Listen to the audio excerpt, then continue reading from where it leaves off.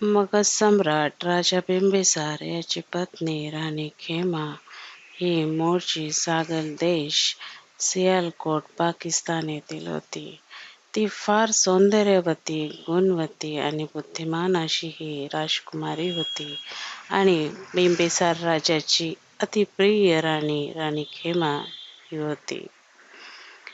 मगध राजा बिंबिसार हा तथागत गौतम बुद्धाचा एक उपासक होता. तथागताचे दर्शन तो रोज वेडुवन येथे जाऊन घेत होता आणि भगवंताचे अनेक धम्मोपदेश तो ऐकायचा, श्रवण करायचा. त्याला नेहमी वाटायचं की राणी खेमा आपल्यासोबत भगवंताचे धम्मोपदेश ऐकायला यावं, भगवंताचे दर्शन घ्यावे. पण राणी खेमा ही कधीच भगवंताच्या दर्शनाला आणि धम्मोपदेशाला कधीच जात नव्हती. कारण राणीला माहिती होतं की बुद्ध हे तिच्या सौंदर्याचे, तिच्या रूपाची प्रशंसा कधीच करणार नाही. कारण बुद्ध हे सौंदर्याची प्रशंसा कधीच करत नाहीत.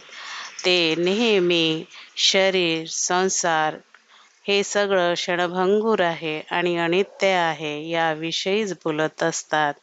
आणि राणी खेमा हिला तर आपल्या सौंदर्याविषयी आणि आपल्या रूपाविषयी कोणी प्रशंसा केली तर फार आवडत होतं आणि ह्यामुळेच बहुतेक तिला बुद्धांचे विचार, बुद्धांचे उपदेश तिला आवडत नव्हते आणि बुद्धाप्रती तिला श्रद्धा नव्हती. हे बघून राजा बिंबिसारला फार खंत वाटायची. एके दिवशी त्याने विचार केला की राणी खेमाला वेडोवनात घेऊन यावं आणि त्यांनी राणी खेमाला सांगितलं की वेडुवन अतिशय नैसर्गिक सौंदर्य असं हे वेडुवन परिसर आहे. तर राणी तू एकदा तरी ये आणि हे प्राकृतिक नैसर्गिक सौंदर्य ह्या वेडुवनाचं तू बघ, त्याचं दर्शन घे. आणि हा विचार तिच्या मनात शिवला आणि तिने वेडुवनात जायचा निर्णय घेतला आणि एके दिवशी ती आपल्या दासदासींसोबत वेडुवनाच्या प्राकृतिक नैसर्गिक सौंदर्याला पाहण्यासाठी गेली आणि वेडुवनाचे ते नैसर्गिक सौंदर्य पाहून ती भाळावली आणि तिच्या मनात खूप आनंद निर्माण झाला, आनंद झाला ते सगळं सौंदर्य पाहून आणि ती गदगद झाली आणि बिंबिसार राजाचे आभार मानली. बिंबिसार राजाने एक गोष्ट तिच्या दासदासींना सांगितली होती की राणी खेमा जेव्हा राजमहालात परत जाईल तेव्हा भगवंत जिथे बसले असतील त्याच मार्गावरून तिला घेऊन यावं. आणि राजा बिंबिसाराची गोष्ट दासदासींनी ऐकली आणि तिला राजमहालाकडे जाण्याचा मार्ग चुकवून तिला अशा पायवाटी रस्त्याने आणलं की जिथे भगवंत एका वृक्षाखाली बसले होते.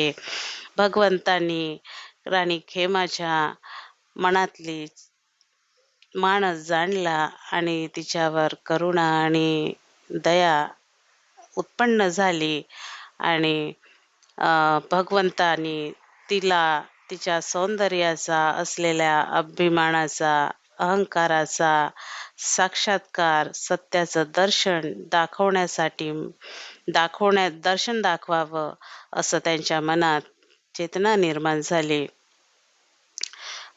राणी खेमाला भगवंत समोर दिसले.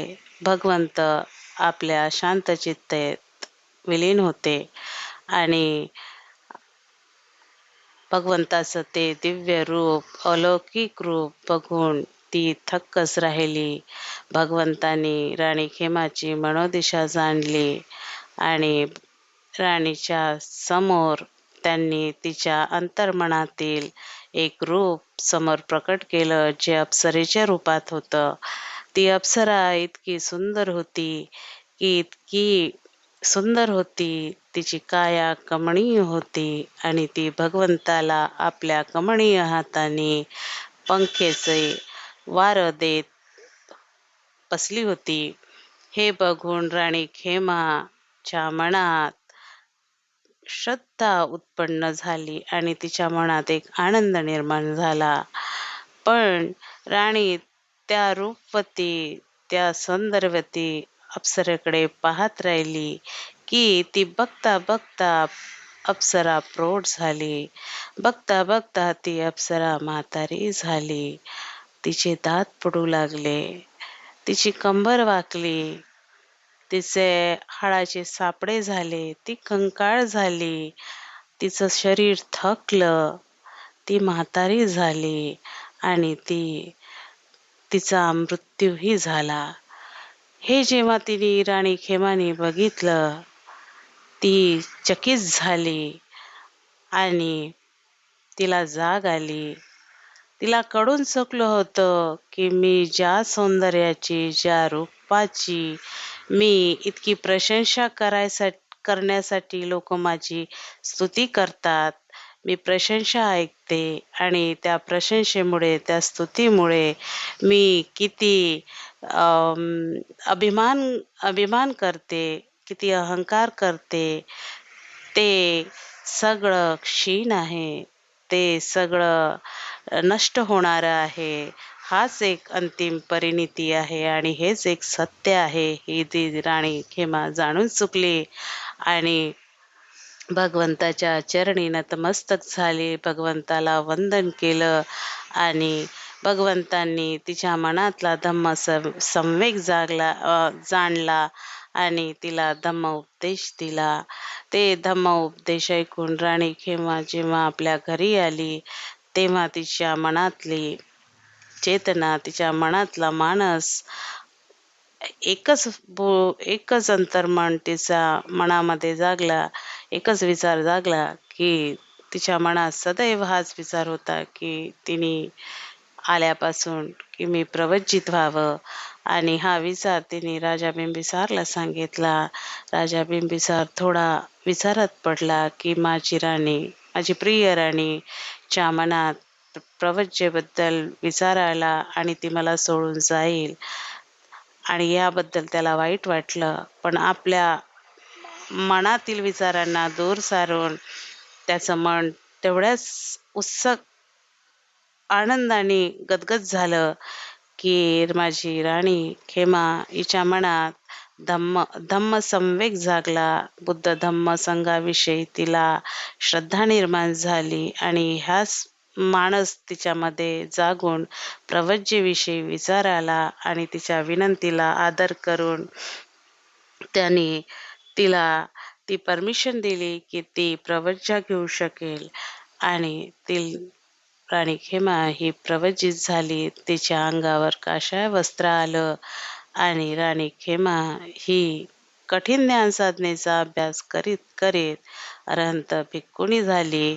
अशी ही राणी खेमा बुद्ध धम्म संघाला शरण गेली आणि ही एक अरहंत भिक्खुणी झाली आणि भगवान बुद्धांनी तिला एक महाप्रज्ञावती म्हणून एक उपमा दिली. अशी ही राणी खेमा तिचा गर्व, तिचा अभिमान, तिचा अहंकार असा भगवान बुद्धाच्या उपदेशाने, भगवान बुद्धाच्या दर्शनाने तिचा हा जितकाही अभिमान होता तो तुटला आणि गळून पडला. या कथेतून आपल्याला एकच बोध मिळतो की कितीही सौंदर्य असो, कितीही रूप असो, शरीर जसं नष्ट होते, शरीर जसं नैश्वर्य आहे, तसंच हे सौंदर्य हे नैश्वर्य आहे, भंगूर आहे. म्हणून माणसाने कुठल्याच प्रकारचा अहंकार बाळगू नये, कुठल्याच प्रकारचा अभिमान बाळगू नये. जर हा व्हिडिओ तुम्हाला आवडला असेल तर धम्मप्रिय चॅनलला सबस्क्राईब करा, लाईक करा, शेअर करा.